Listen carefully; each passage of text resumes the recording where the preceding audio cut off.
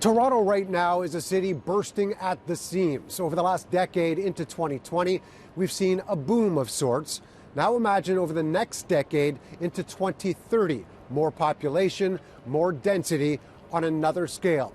Tonight we look into our crystal ball at the city of the future. The city skyline will be transformed once again. Hundreds of thousands more people are going to be moving about, not just living and working in the downtown core, but it will be busy everywhere. When we're looking a decade from now, how different is the city going to be?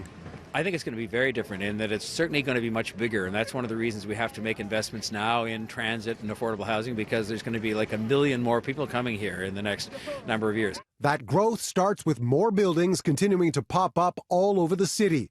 Major intersections, transit corridors, shopping and entertainment centers, even in existing neighborhoods.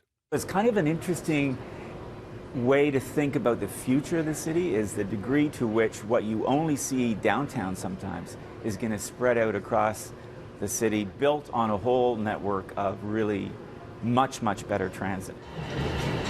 The history of transit has, of course, been cursed in this city with little done in decades past.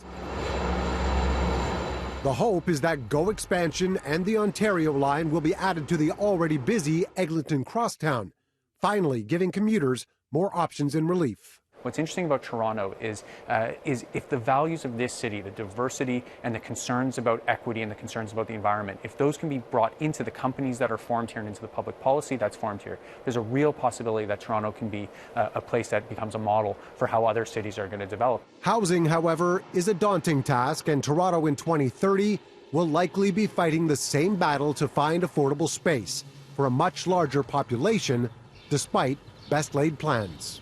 Can we do that in 10 years? You know what? We've got to do that in 10 years, but we've got to think that you aim for a goal. We've got a goal of 40,000 units, for example. We've got an action plan. We've got a really robust roadmap. Now we have to get at it. So what's going to drive that growth and the economy? One word to sum it all up would be technology. How it's going to be incorporated into our everyday lives, but how this city is going to be a major influencer as well. When we look at Toronto over the next year or two, it's quite easy to project what kind of path we're on.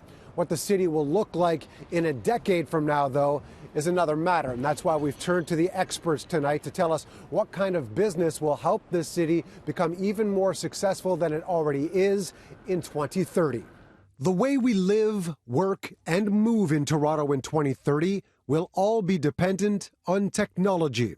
Things like working from home and remote work, things like autonomous driving in vehicles, things like how will automation or artificial intelligence impact the tasks that we do. They are the trends that we're seeing today coming to fruition, thanks to tech innovation being developed here and a business sector that has made this city the place to be. Where Toronto today is globally defined for our innovation talent and our innovation research, we have been lagging actually applying that technology to solutions. By 2030, we'll see made in Toronto innovations, solving transit issues, getting housing built much more quickly. Despite a projected downturn in Canada's economy by 2030, Toronto's Board of Trade sees not just Toronto, but the region booming with a network of specialized workforces in different areas.